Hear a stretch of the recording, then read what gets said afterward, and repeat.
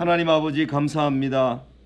저희들을 이 세상 가운데서 하나님의 나라로 인도하여 주시고 주님의 사랑과 은혜를 체험하며 살도록 저희들과 함께하여 주시니 감사합니다. 하나님 아버지 사모하는 마음으로 주님 말씀 앞에 서 있사오니 주님께서 친히 저희들에게 가르쳐 주시고 깨닫게 하여 주시고 소화하게 도와주시기를 원합니다. 우리가 요한계시록 공부를 하고 있습니다. 하나님 아버지 저희들이 읽고 듣고 깨달음으로 이 세대에 주신 말씀으로 우리가 잘 받아 잘 소화해서 이 세대를 능히 이길 수 있는 모든 성도들 될 수 있도록 주여 은혜와 복을 내려 주시옵소서. 주님 의지합니다. 감사합니다. 예수님 이름으로 기도 올려옵나이다. 아멘. 오늘은 요한계시록 2장 3장을 8시 반까지 해서 2장을 다 마치는 게 오늘 진도입니다. 잘 나갈 수 있게 되기를 간절히 바랍니다. 사도 요한 이 반모섬에 있는 가운데 이 요한계시록을 받았다 하는 이 기록이 이제 1장에 나오는데, 사도 요한이 반모섬에 있게 되고 1세기 말에 사도 요한이 왜 반모섬에 가게 되었을까 하는 그런 사도 요한의 행적에 대해서는 요한 행적이라고 하는 이제 성경 외에 위경이라 그러죠. 위경. 거기에 요한 행적이라는 책에 보면 그 스토리가 많이 이제 나오는데, 아마 이 도미티안 황제에게 불려갔다가 거기에서 여러 가지 일을 보여주고 뭐 독을 마시고 안 죽고 뭐 죽은 자를 살려내고 뭐 이런 이야기가 많이 들어 있고, 그래서 다시 이제 에베소로 돌아오게 되고 뭐 이렇게 되는 과정들이 있는데, 뭐 요한 행적에 거기에 나오는 이야기입니다. 우리가 성경에서는 그것을 이제 뭐 찾을 길이 없으니까 사도 요한이 1세기 말까지 제일 오랫동안 살았기 때문에 그의 행적이 궁금하기도 하죠. 그런데 이제 그 요한 행적이라는 책에 보면 이렇게 어느 정도 짐작을 하거나 다 뭐 받아들이고 100% 성경처럼 받아들일 수는 없겠지만 그러나 참고는 해볼 수 있습니다. 2장 1절부터 7절까지 먼저 말씀을 한번 교독해서 읽어보겠습니다. 에베소 교회의 사자에게 편지하라. 오른손에 있는 7별을 붙잡고 7 금 촛대 사이를 거니시는 이가 이르시되, 내가 네의 행위와 수고와 네의 인내를 알고 또 그와 자기를 능력하지 아니한 것과 자신 사도라 하여 자기를 설명하여 너희의 모든 것을 제거하러 드리는 것과 또 내가 참고 내 이름을 위하여 견디고 게으르지 아니한 것을 아노라. 그러나 너를 칭찬할 것이 있나니 너희 처음 사랑을 버렸다. 그러므로 어디서 떨어졌는지를 생각하고 회개하여 처음 행위를 가지라. 만일 그리하지 아니하고 회개하지 아니하면 내가 네게 가서 네 촛대를 그 자리에서 옮기리라. 오직 네게 이를 이것이니 네가 네로 말하는 행위를 위험하도다. 나도 이것은 위험하도다. 같이요. 귀 있는 자는 성령이 교회들에게 하시는 말씀을 들을지어다. 이기는 그에게는 내가 하나님의 낙원에 있는 생명나무의 열매를 주어 먹게 하리라. 아멘. 이 2장부터 3장에는 7교회가 나오는데, 이 7교회는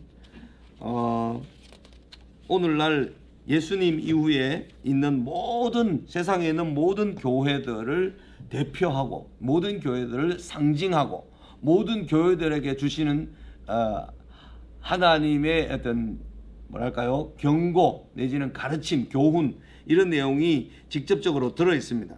우리는 요한계시록 2장 3장은 그렇게 많이 어렵다고 느끼거나 또는 생소하다고 느끼지 않습니다. 그만큼 우리가 많이 들어서 알고 있는 내용들인데, 그 내용들을 하나둘 한번 보겠습니다. 10쪽에 보면, 교환 10쪽에 보면 7교회에 보내는 편지에서 그리스도의 모습은 어떻게 묘사하고 있고, 칭찬은 어떤 내용이 있고, 책망, 권면, 약속, 이것이 어떤 내용으로 되어 있는가를 도표 하나에 이렇게 적어 놔봤습니다. 이 교회들을 잠깐 보면 에베소 교회, 라오디게아 교회, 이 두 개는 사탄이라는 용어가 직접 안 나옵니다. 그런데 서모나, 버가모, 두아디라, 사데, 빌라델비아, 이 교회는 사탄에 대한 직접적인 언급이 다 들어 있습니다. 그러니까 하나님의 교회가 이렇게 둘러싸여 있으면서 그 안에 사탄이 마치 이 딱 갇혀 있는 것 같은 그런 인상을 받게 해 줍니다. 예수님에 대한 묘사를 보면 오른손에 7벼를 붙잡고 7 금촛대 사이에 다니시는 이것은 1장 20절에 네 오른손에 7별의 비밀과 또 7 금촛대라. 7별은 7 교회의 사자요 7 촛대는 7 교회니라. 이 1장 20절 끝절과 2장 1절을 이렇게 연결해서 에베소 교회부터 그렇게 시작을 합니다. 그 다음에 서머나 교회는 처음이요 나중이요 죽었다가 다시 살아나신 버가모 교회는 좌우에 날선 검을 가진 두아디라 교회는 눈이 불꽃 같고 발이 빛난 주석 같은 하나님의 아들, 사대 교회는 하나님의 7 영과 7 별을 가진 그 다음에 빌라델비아 교회는 거룩하고 진실하사 다윗의 열쇠를 가지시니, 라우디게아 교회는 아멘 충성되고 참된 증인 하나님의 창조의 근본이신 이렇게 이제 묘사되고 있어서 그리스도가 다양하게 우리들에게 어떤 모습으로 인상으로 주어지고 어떤 분이신가에 대한 묘사를 넓고 다양하게 다 비춰줍니다. 마태, 마가, 누가, 요한 복음이 예수님을 왕으로, 마태복음, 마가복음은 종으로, 누가복음은 인간으로, 요한복음은 예수님을 하나님으로 묘사한 그런 입체적인 묘사가 사복음서에 들어있듯이 이 요한계시록에도 7 교회에서 예수님을 묘사하는 것을 보면 다양하게 입체적으로 그렇게 예수님을 묘사하고 있습니다. 그래서 예수님이 어떤 분이신가, 사도 요한이 보았던 예수님은 이런 분이시구나, 이 의미들을 이제 찾아가면 예수님에 대해서 더 정확하게 이해할 수가 있을 것입니다. 그 다음에 7 교회에 보내는 이 칭찬을 보면 칭찬이 다 들어있는데 라오디게아 교회는 칭찬이 없습니다. 그렇죠? 라오디게아 교회는 칭찬이 없습니다. 그 교회들마다 잘하는 거, 하나님의 말씀을 통하여서 악한 자, 이단자를 쫓아냈다, 너희가 인내하고 너희가 견디고 오래 참고 예수 그리스도를 잘 증거하고 뭐 여러 가지 교회의 해야 될, 마땅히 해야 될 일, 하나님께서 어떤 것을 기뻐하시는가에 대해서 잘 보여주고 있고, 책망은 교회가 이렇게 하면 안 되는 거다, 이런 내용은 교회에서 제거해야 되고 이것이 없도록 해야 된다 하는 내용이 쭉 다 되어 있습니다. 그렇죠? 책망에는 서머나 교회와 빌라델비아 교회가 비어 있습니다. 책망이 없습니다. 칭찬만 있습니다. 그죠? 권면, 어떤 권면을 하는가? 생각하고 회개하고 저명의를 가지고 두려워하지 말라, 신실하라, 회개하라, 굳게 잡으라, 기억하고, 그죠? 굳게 잡으라, 열심을 내라, 회개하라, 이런 내용들이 권면이 쭉 주어지고, 약속은 이기는 자는 이런 약속을 내가 지켜 행하겠다, 이것을 너희들에게 주겠다, 이렇게 하면서 약속이 들어있습니다. 그래서 7 교회를 이렇게 보면 어쩌면은 이 도표 하나로 거의 모든 것을 다 설명할 수 있다고 해도 과언이 아니겠습니다. 그러나 내용에 들어가서 그 구절, 그 단어들, 문맥들 이런 것을 다 보지 않으면 또 안 됩니다. 그죠? 그래서 에베소 교회 먼저 하고, 그 다음에 서머나 교회 하고 버가모 교회, 그 다음에 이렇게 차례대로 7 교회를 한번 공부를 해보겠습니다. 에베소 교회에 대하여 교회여 처음 사랑을 가지라, 이것이 이제 에베소 교회에 주는 주된 메시지고 핵심 주제가 되겠다, 그렇게 말씀드립니다. 7 교회에 나타나신 예수 그리스도는 전능하신 이의 전형적인 모습으로 나타납니다. 이것은 그리스도가 여호와의 역할을 수행하고 있음을 말해줍니다. 이것 때문에 2장 3장을 단순한 편지가 아닌 일단의 예언적 메시지로 이해해야 마땅하다, 거죠. 에베소 교회에 나타난 그리스도의 모습을 1장 20절에 소개된 내용으로 하는 것은 처음 사랑을 버린 에베소 교회의 문제를 그리스도와 직접 연결하려는 의도 때문입니다. 에베소 교회는 자칭 사도라고 부르는 어느 집단에서 교리적인 모순을 감지하고 그들을 자세히 살핀 뒤에 그들이 거짓 교사들이며 악하다라고 폭로했습니다. 그래서 그들을 쫓아냈습니다. 적절하게 잘 쫓아냈습니다. 그것은 에베소 교회가 사도 바울로부터 오랜 시간 동안 교육을 받았고, 그죠? 1세기 말이 되기 전에 60년대에 에베소 사역했던 바울 50년대죠. 그 바울이 2년 반 동안 두란노에서 성경을 열심히 가르쳤죠. 그 결과로 이 에베소 교회는 하나님의 말씀에 대한 분별력을 가지고 뭐가 틀린 것이 들어오면 그것을 매우 민감하고 민첩하게 잘 분별해서 잘 쫓아내고 그것은 거짓이다, 악한 것이다, 그것은 아니다 라고 쫓아내는 일에 아주 잘 감당했습니다.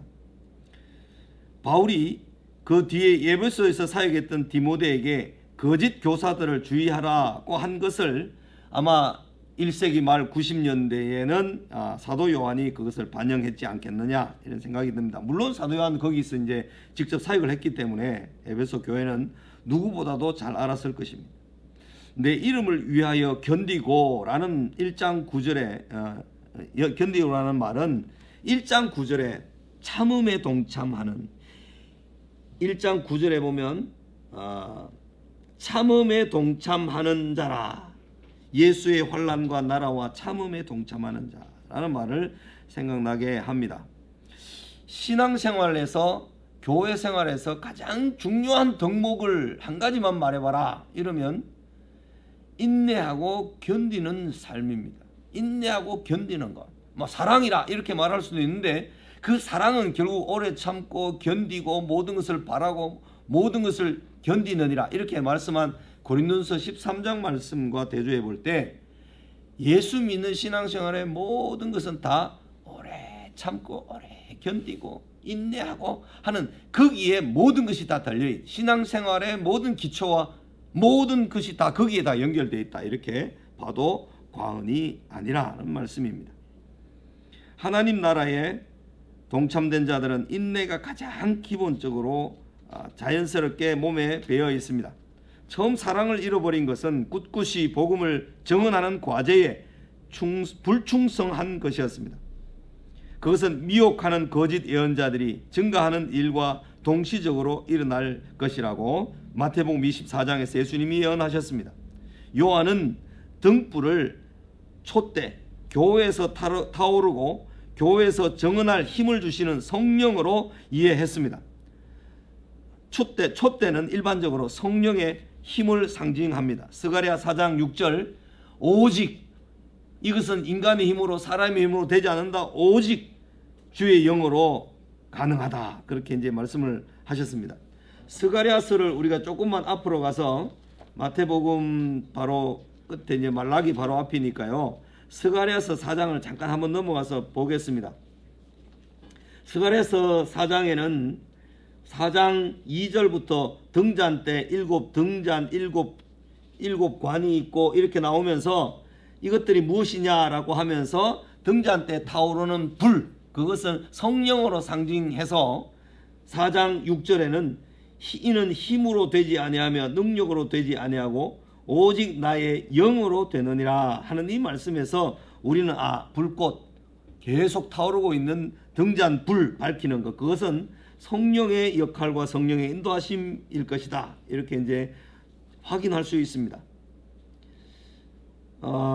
스가랴서 4장에 보면 두 감람나무가 4장 11절에 나오는데 등잔대 좌우에 두 감람나무는 무슨 뜻이니까? 이렇게 스가랴 시대 사람들이 물었는데 14절에 가서 보면 이르되 이는 기름 부음 받은 자 둘이니 온 세상에 주 앞에 서 있는 자니라. 이렇게 말씀을 하고 있기 때문에 이만희하고 예수님이 두 정인이다, 이렇게 요한계시록에 나오는 두 감람나무를 그렇게 말하면 이 스가랴스를 전혀 모르는 것이죠. 스가랴스만 봐도 이 두 감람나무는 예수 그리스도를 믿고 기름 부음 받은 모든 사람들을 다 일컫는 그런 사람인데, 정인의 역할을 하기 위해서 두세 정인이니까 최소 단위가 2명이다. 그래서 두 감람나무 이렇게 이제 나오는 것이죠. 그런 의미로 이해를 하면 됩니다. 교회 존재의 본질을 상실해 처음 사랑을 버린 에베소 교회의 2세대들에게 네 촛대를 그 자리에서 옮기리라고 하셨는데, 그리스도의 오심에 대해서는 두 가지로 이해하여야 합니다. 예수님은 재림하시기 이전에 촛대를 옮기시는 일을 위해 오십니다. 교회의 그 촛대를, 활활 타오르는 촛대를, 그 교회를 옮기는 거죠. 영국 교회에서 미국으로, 미국에서 뭐 한국으로, 한국에서 또 어디로, 이렇게 교회의 촛대를 옮기시기 위해서 예수님은 지금도 오시는 분이죠. 또 최종적인 심판을 행하시기 위해서 재림하셔서 다시 오십니다. 전자는 주로 성령께서 각 교회에게 행하시는 것, 즉 그가 와서 죄에 대하여, 의에 대하여, 심판에 대하여 세상을 책망하시리라는 것을 두고 한 말씀입니다. 6절에 이 에베소 교회로 돌아왔습니다. 요한계시록 2장입니다. 6절에 니골라 당은 에베소의 우상 숭배, 음란 제사에 참여하는 것이 괜찮다고 가르쳤습니다. 니골라 당의 가르침이 그랬습니다. 에베소는 아데미 여신의 신전지기로 알려져 있고 수천 명의 남녀 사제가 신전 구역에서 일을 했습니다.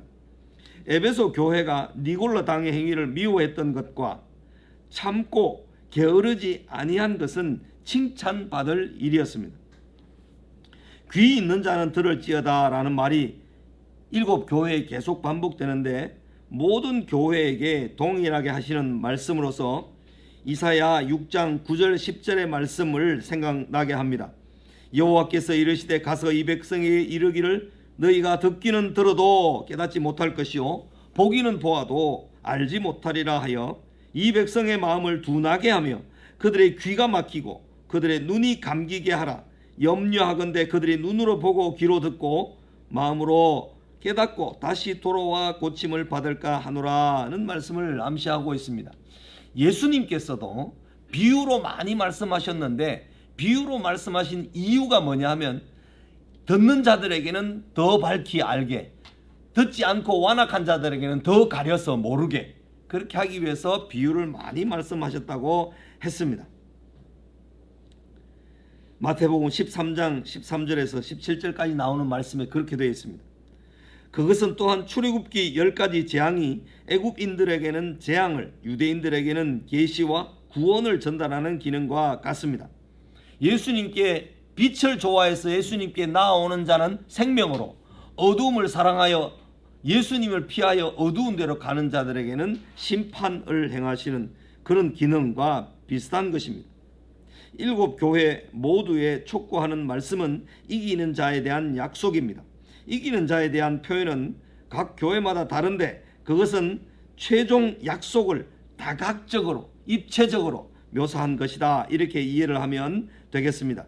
우리가 받을 상을 에베소 교회가 받은 상만 받는 것이 아니고, 그죠? 에베소 버가모 교회가 받았던 상, 이기는 자에게 대한 주시는 상만 받는 것이 아니라 7교회 전체 모두를 다 연합해서 입체적으로 그것을 다 이제 받는 것으로 이해하면 되겠습니다. 예수님의 칭찬도 마찬가지고 책망도 마찬가지고 예수님이 나타나신 모습도 마찬가지고, 그 7교회에 나타난 모든 모습들은 우리가 입체적으로 다 오늘 우리가 이 책망들을 다 받지 않게 되겠구나, 이 칭찬을 받아야 되겠구나 하면서 다 우리가 우리 마음속에 귀하게 담아야 하는 것들이죠. 요한계시록 끝부분에서도 이기는 자는 이것들 생명수 샘물을 값없이 주심을 상속으로 받으라고 기술되어 있습니다. 받으리라고. 내가 하나님의 나군에 있는 생명나무의 열매를 주어 먹게 하리라는 7절의 약속은 요한계시록 22장 2절에서 4절 나오는 죄 용서와 그에 따르는 하나님의 친근한 임재를 경험하는 것을 말합니다. 그리고 이 3장의 생명나무 이미지는 낙원이었던 에덴 동산으로의 회복을 말씀해 주는 것입니다.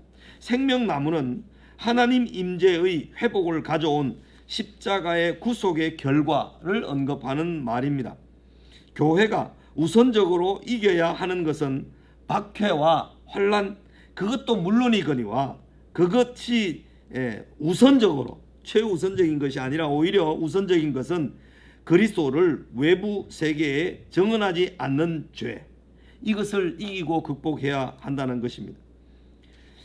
요한복음을 제가 공부를 해보니까 요한복음이 1세기 말에 선교적 사명을 새롭게 불러일으키기 위해서 아버지께서 나를 보내신 것 같이 나도 너희를 보내노라, 이런 표현이 요한복음에 많이 나오는 말씀이거든요. 예수님께서 아버지께로부터 받은 말씀을 다 제자들에게 주었고 제자들에게 아버지의 말씀을 다 주었는데 제자들이 그 말씀을 받고 듣고 알고 깨달아서 주님을 신뢰하고 온전히 주님을 믿게 되었을 때 예수님은 그들을 세상에 보낸다, 이런 말씀을 하면서 요한복음 21장까지 계속 그 패턴이 계속되거든요. 그러니까 1세기 말에 복음을 외부에 정언하지 않는 죄, 이것을 이겨야 하는 가장 중요한 것으로 사도 요한이 보고 있는 것이 아닌가, 이렇게 7절 말씀이 우리에게 가르쳐 준다는 것입니다. 성막의 촛대가 생명나무를 대표한다면 구약의 두 상징물인 촛대와 생명나무가 동일시 됩니다. 그 같은 의미라는 거죠. 구약 성경의 생명나무는 정언하는 것과 연결됩니다. 의인의 열매는 생명나무라 지혜로운 사람을 얻느니라 그랬습니다. 창세기의 생명나무는 에베소 그리스도인들이 받을 상의 상징물로 선택되어 있습니다. 에스겔이 본 환상에서 에스겔 47장의 성전에서 흘러나오는 물이 큰 강물을 이루어서 그 강 좌우에 달마다 맺는 열매, 그 잎은 약재로 쓰고 있죠. 에스겔 47장에 나오는 이미지가 요한계시록 22장에도 또 나오는데 여기에 생명나무 이미지가 에베소 교회도 나오니까 현재의 성찬과 세례 경험으로 연결될 수도 있습니다. 50년대 에베소 교회, 에베소서를 통해서요, 에베소 교회의 의미에 대해서 가장 잘 알고 있었으며 그리스도의 사랑을 잘 실천했던 교회였습니다. 그런데 40여 년이 지난 90년대 중반에는 회개하여 처음 행히 사랑을 가지라고 책망을 받은 교회가 에베소 교회입니다. 하나님을 경외함으로 성령이 교회들에게 하시는 말씀을 들어야 할 것입니다. 에베소 교회가 가졌던 아주 좋은 장점이 많은데 지적인 면에는 아주 탁월하고 분별력이 있고 이단이 무엇인지를 빨리 쫓아내서 교회가 악한 교훈과 가르침에 물들지 않도록 하는 데는 뛰어난 그런 실력을 가지고 있었지만 사랑하는 일에, 복음을 전하는 일에 이 열정을 많이 상실해서 너희가 다시 복음을 전하는 일과 서로 사랑하는 일에 더 열심을 내라, 이렇게 책망하는 말씀을 듣습니다. 교회여 처음 사랑을 회복하라. 결혼도 마찬가지고 갱년기를 지나고 50대가 되고 60대가 되면 서로 남남처럼, 그죠? 나중에는 방도 따로 쓰고, 그죠? 다 이렇게 되는 그런 것처럼 처음 사랑을 버려가는 모습이 우리 인생에도 그런 모습이 다 있는데 에베소 교회를 통해서 우리가 처음 사랑을 다시 기억하기를 원하시고 복음에 대한 열정을 다시 좀 회복하기를 원하시는 주님의 교훈이 있습니다. 2장 8절에서 17절까지입니다. 여기에는 서머나 교회가 들어있고 버가모 교회가 들어 있습니다.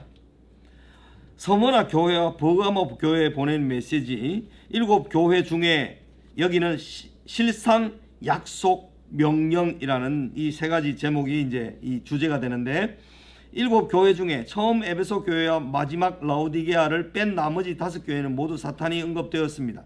사탄이 교회를 이기는 것이 아니라 교회가 사탄을 포위하고 있는 형태로 7교회가 위치해 있는 것 같습니다. 그것은 교회가 예수님께서 다시 오실 때까지 엄청난 환난 가운데 사탄의 공격이 있는 가운데 있다는 거죠.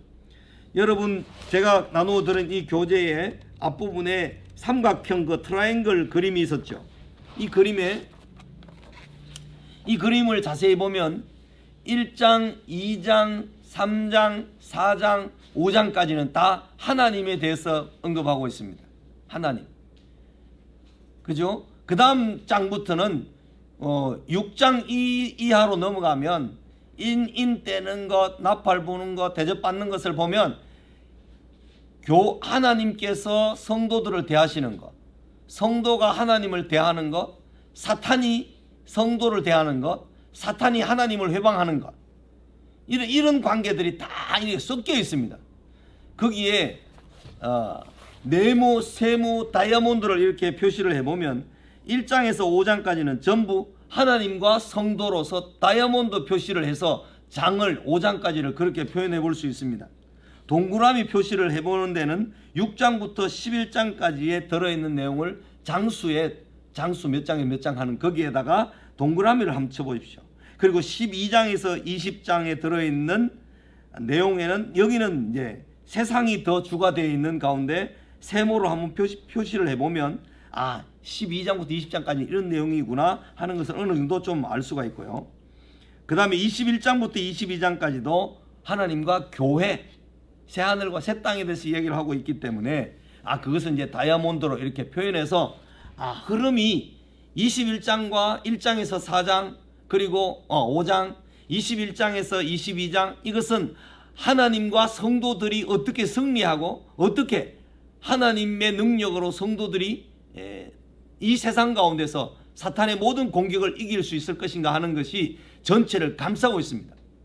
성경에는 주로 이제 처음 부분과 마지막 부분이 어떻게 되어 있는가를 잘 살피면 그 내용 안에 온갖 복잡하고 온갖 혼란과 핍박이 많이 들어있다 하더라도 하나님의 보호하심, 이런 것이 밖에 둘러싸고 있는 모습을 보게 됩니다. 이런 형태들은 마태복음에도 잘 나타나 있습니다. 마태복음에 보면 1장에 보면 임마누엘이라 하리라. 임마누엘, 그죠?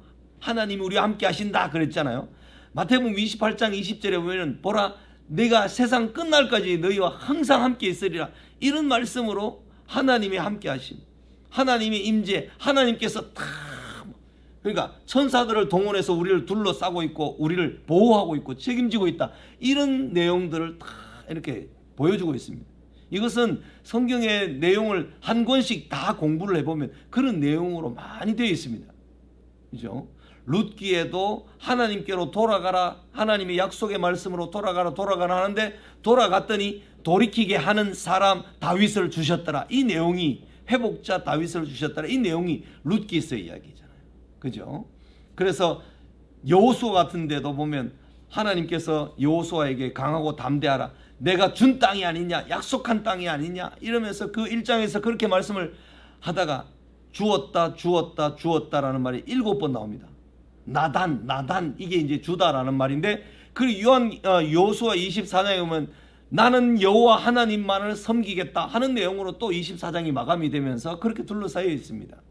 그러니까 요한계시록도 그런 구조로 되어 있으면서 6장부터 20장까지, 그죠? 6장부터 20장까지는 사탄의 끊임없는 공격, 참소, 미워하고 공격하는 것, 성도가 사탄에게 어떻게 이기는 것, 견디는 것, 성도가 하나님을 어떻게 의지하는 것, 하나님은 성도들에게 무엇을 약속하면서 어떤 격려와 힘을 주시면서 사탄을 이기도록 하시는가, 이런 내용이 요한계시록을 구성하고 있기 때문에 이 도표는 늘 우리가 몇 장을 공부할 때는 여기에서 이렇게 오가는 그림으로 지금 진행되는구나 하는 것을 항상 넘겨서 볼 수가 있어야 되겠습니다. 다시 오늘 본 진도로 돌아가서 17쪽입니다. 17쪽.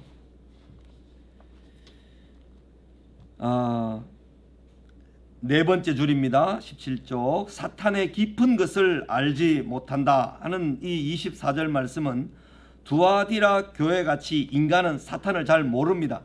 7 교회에 보내는 메시지 모두에 팩트가 들어있습니다. 실상이 이렇고 약속이 있습니다. 프로미스가 있고 명령이 있습니다. 서머나 교회에 알려주신 실상이 무엇인가? 실상, 약속, 명령 이런 것들을 잘 이렇게 한번 보면 예수님은 처음이요 마지막이요 죽었다가 다시 살아나셨다. 이게 실상입니다. 실제고 실상입니다. 서머나 교회는 혼란과 궁핍이 심한 교회였지만 실상은 부유한 자입니다. 나중에 뒤에 가면 실상은 자칭 부유하다고 하지만 너희는 아무것도 없다. 껍데기밖에 없다. 이렇게 또 책망하는 교회도 나옵니다. 아무것도 없고 혼란과 궁핍만 심한 교회 같지만 실상은 너희가 참으로 부유한 교회다. 비방하는 자칭 유대인들은 실상 사탄의 회당이다. 유대인들이 교회를 박해하는 일에 로마 정부와 공조를 했습니다. 그리함으로 그리스도인들은 다양한 경제적 제재를 받게 됩니다. 손해와 핍박과 환난과 어려움을 당하게 됐죠. 그 다음에 마귀가 장차 너희 가운데서 몇 사람을 옥에 던져 시험을 받게 한다.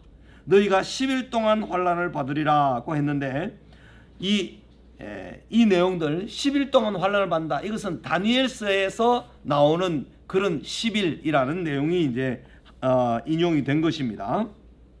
그 의미와 같다는 거죠. 나중에 좀 더 있다가 이제 살펴보고요.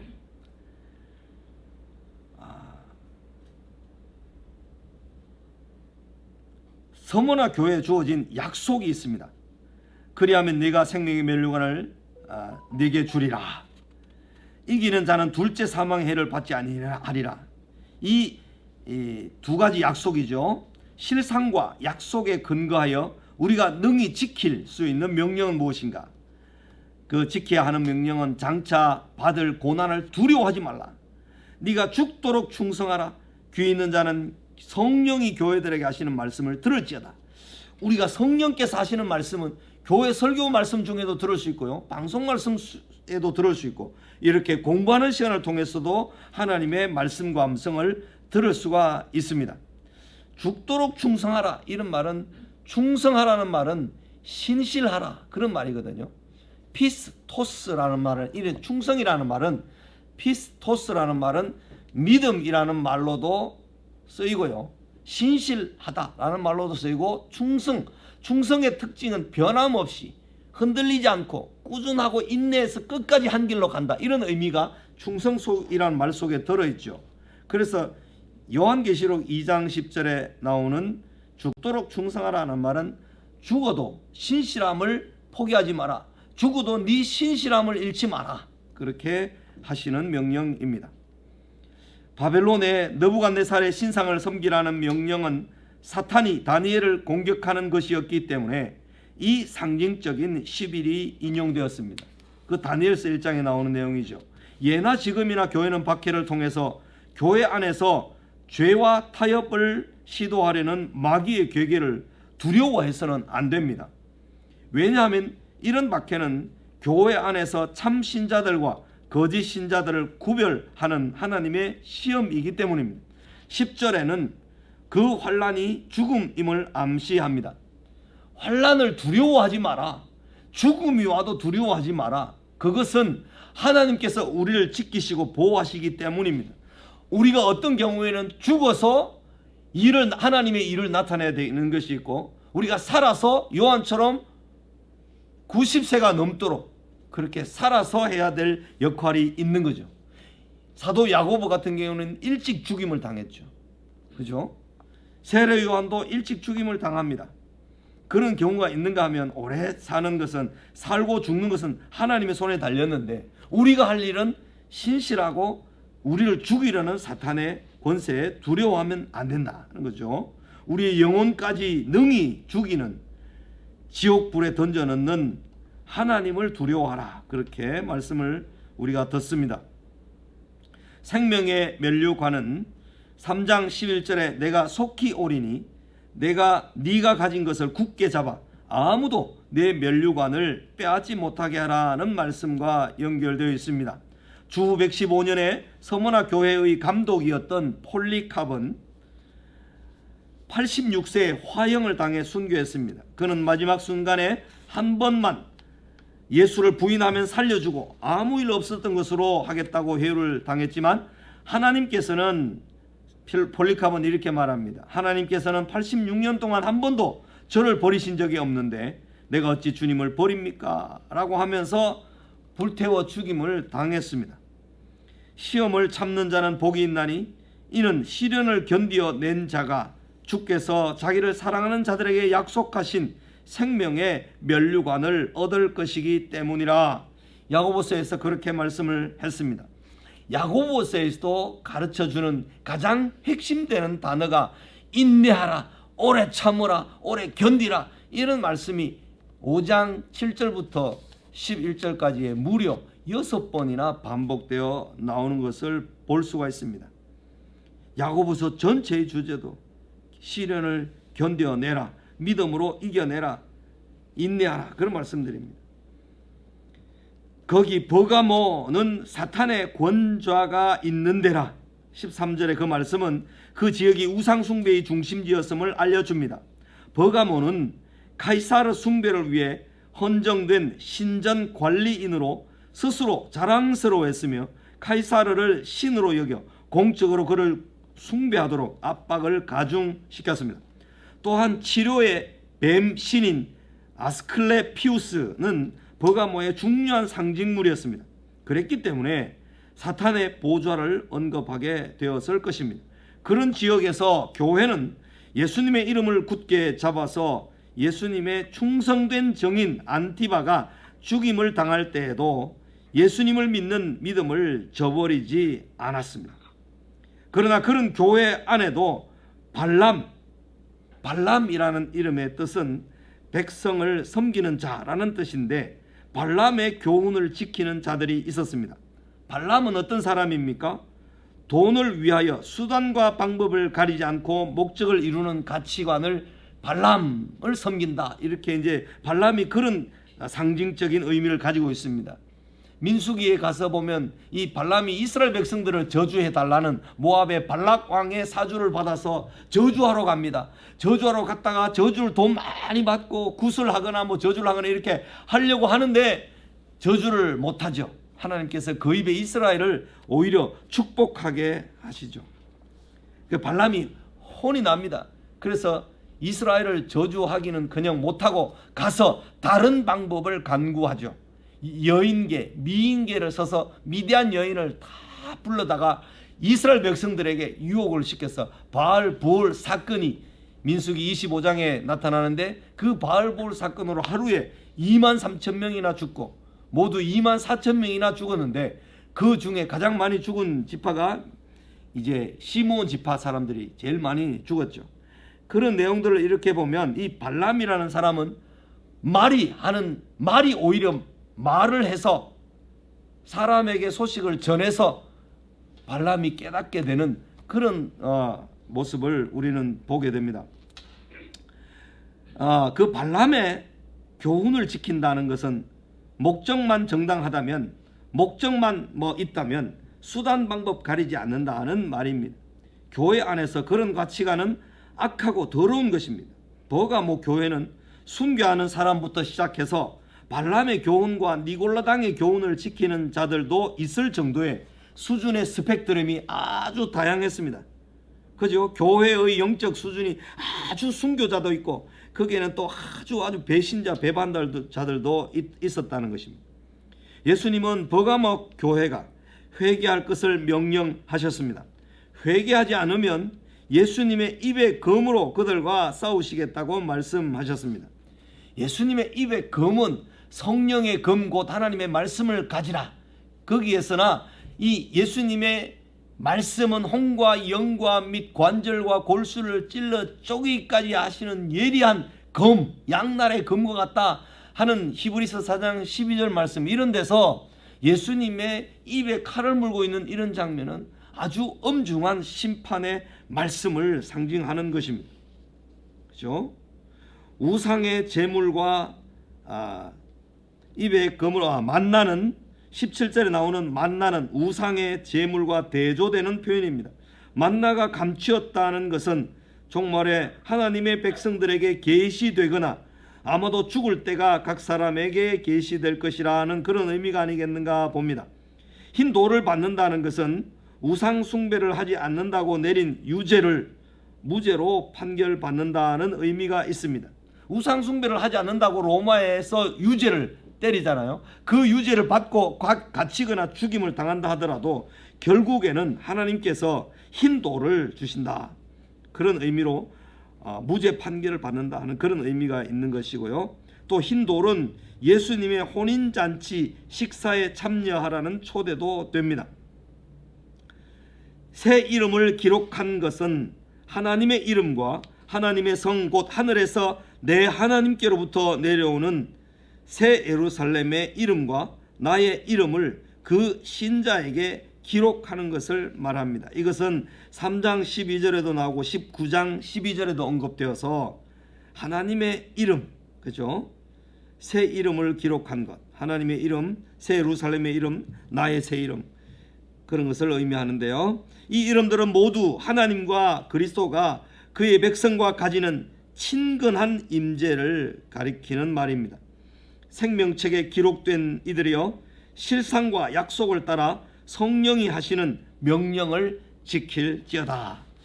그래서 서머나 교회, 그죠? 그 다음에 버가모 교회, 이 두 교회에서 주시는 교훈들을 우리가 잘 받고 확인해야 되겠습니다. 그 다음 페이지에 있는 18쪽에 있는 내용은요, 사실에 근거하여 사실이 무엇인지, 그리고 약속이 무엇인지, 그리고 우리가 그 사실과 약속에 근거해서 어떻게 담대하게 견디고 이기며 살 수 있는지, 그런 내용들을 다시 한번 잘 설명해 주는 내용입니다. 교회의 실상, 교회에 주어진 약속, 하나님의 메시지, 내용은 견디고 신실하고 충성하라 하는 그런 내용이죠. 같은 내용입니다. 그 다음에 계시록 22장 18절에서 29절, 계시록 2장 18절에서 29절로 넘어갑니다. 이거 3장까지 다 할 수 있겠나 모르겠네요. 자, 가겠습니다. 경제 문제로 타협하지 말라. 이것이 이제 2장 18절 두아디라 교회에 주시는 교훈입니다. 어떤 교회는 좀 짧은 말씀이고 어떤 교회는 긴 말씀으로 되어 있습니다. 긴 말씀으로 되어 있는 것은 한 번에 하고 짧은 말씀으로 되어 있는 것은 두 교회를 한목에 이제 하게 됐는데, 두아디라는 사도행전 16장 14절 루디아가 두아디라 성의 자주장사, 옷감장사였다는 말에서 나옵니다. 정치, 문화적으로 소외된 도시였습니다. 거기는 금속과 직물을 취급하는 동업조합이 있었습니다. 동업조합은 주기적인 축제 행사로 자신들의 수호신을 찬미했고, 그 결과 그리스도인들은 우상의 제물을 먹는 것과 우상에게 제사하면서 행했던 성적 문란에 참여하고자 하는 유혹을 받았습니다. 그리스도의 불꽃 같은 눈과 빛난 주석과 같은 발은 하나님의 영광을 상기시킬 뿐만 아니라 두아디라 금속 세공인들에게 친숙한 이미지였습니다. 예수님을 불타는 눈으로 사람의 뜻과 마음을 살피는 분이십니다. 그리스도의 이름이 하나님의 아들로 바뀐 것은 다니엘서 7장 13절에 인자를 다니엘 3장 25절에 하나님의 아들과 동일한 인물로 이해한 유대교와 기독교 전통에 그 뿌리를 두고 있습니다. 인자를 하나님의 아들로 이해를 하고 있거든요. 그 하나님의 아들의 주된 역할은 심판입니다. 그 언급은 로마 황제를 신의 아들로 볼 것이 아니라 참된 심판자는 예수 그리스도다. 예수 그리스도는 하나님의 아들이시기 때문이다. 그렇게 가르쳐 주는 것입니다. 그분이 참 심판자이심을 강조하며 당시 성도들을 격려하고 있습니다. 느부갓네살 왕께 절하기를 거절하였던 것처럼 로마의 황제에게도 절하기를 거절할 것을 암시하고 있는 것이 분명합니다. 두아디라 교회는 에베소 교회와 정반대 상황에 있었습니다. 이 교회는 행위로 입증되는 사랑에 있어서는 강하지만 분별력이 부족하고 이단을 용납합니다. 여자와 그의 자녀들이라는 23절의 말은 요한 2서 1절에 택하심을 받은 부녀와 그의 자녀들을 상기시키며 이것은 문맥상 각 공동체 전체와 그 공동체를 구성하는 개인들을 가리킵니다. 요한계시록에서 음녀라는 말과 관련되어 있는 그 주변 문맥에서 나오는 여자는 사탄을 상징하는 내용으로 나오지만 여자와 아들 이런 이야기가 나오는 여자가 아들을 낳을 때 용이 삼키려고 기다리고 있다가 하는 그런 내용에서 나오는 것은 모두 이제 교회를 가리킵니다. 교회. 그렇죠? 아합 왕의 아내 이세벨이 아합 시대의 북이스라엘을 잘못 이끌었듯이 두아디라 교회도 음녀 이세벨 같은 여선지자가 있었을 것이라고 짐작됩니다. 20절 21절에 근거하면 그가 내 종들을 가르쳐 꾀어라는 말은 거짓 교리로 하나님의 백성을 삼키려고 접근하는 사탄적인 특징을 지닌 짐승의 행위를 고발하는 것입니다. 백성은 음녀와 행음한다. 음녀는 백성을 속인다. 행음이라는 이 말은 소아시아 전역에 수많은 조합을 가지고 있는 경제 무역 거래를 가리키는 비유입니다. 경제 무역 거래를 위해서 우상을 섬기고 자기네들의 신을 이렇게 숭배하지 않으면 그 조합에 가입시켜 주지 않았기 때문에 예수 믿는 사람들은 그것은 할 수 없고 이래서 그 조합에 가입할 수 없으므로 손해를 많이 겪었던 거죠. 그 중에 잘 알려진 몇몇 조합이 두아딜에 있었는데요. 하나님의 백성이 이세벨과 함께 사망에 처해지는 심판을 받지 않으려면 그의 죄에 참여하지 말아야 한다고 가르칩니다. 하나님은 행위대로 심판하시는 분이시기 때문입니다.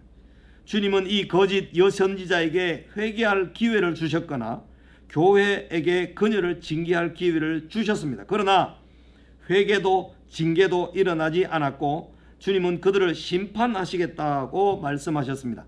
두아디라 교회에 존재했던 거짓 교사들은 유혹하는 집단으로서 버가모의 거짓 교사들보다 더 오래 존재했습니다.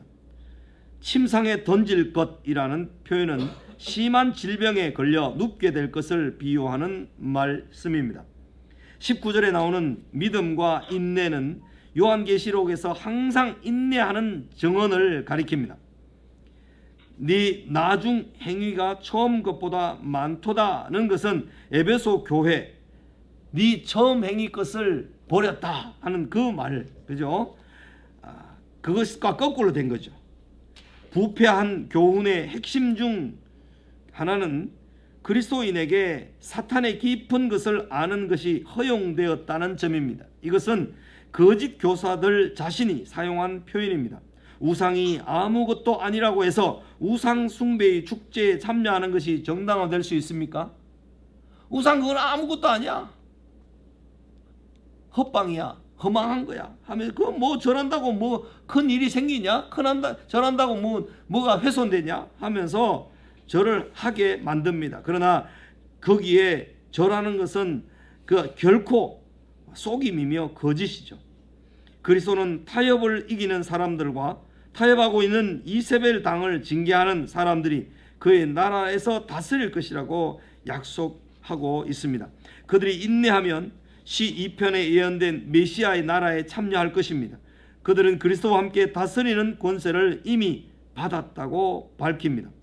그리스도는 시 2편의 메시아 시에서 하나님의 아들을 자신이라고 밝혀 말씀하십니다. 이기는 자에게 새벽별을 주신다는 진술은 방금 전에 언급한 절정의 약속을 재천명한 것입니다.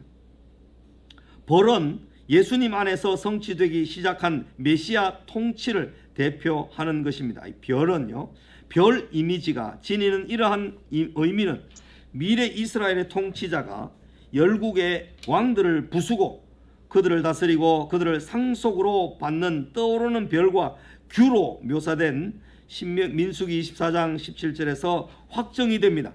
세력은 예수님의 죽음과 부활로 말미암아 메시아 통치가 시작되었음을 부각시켜줍니다.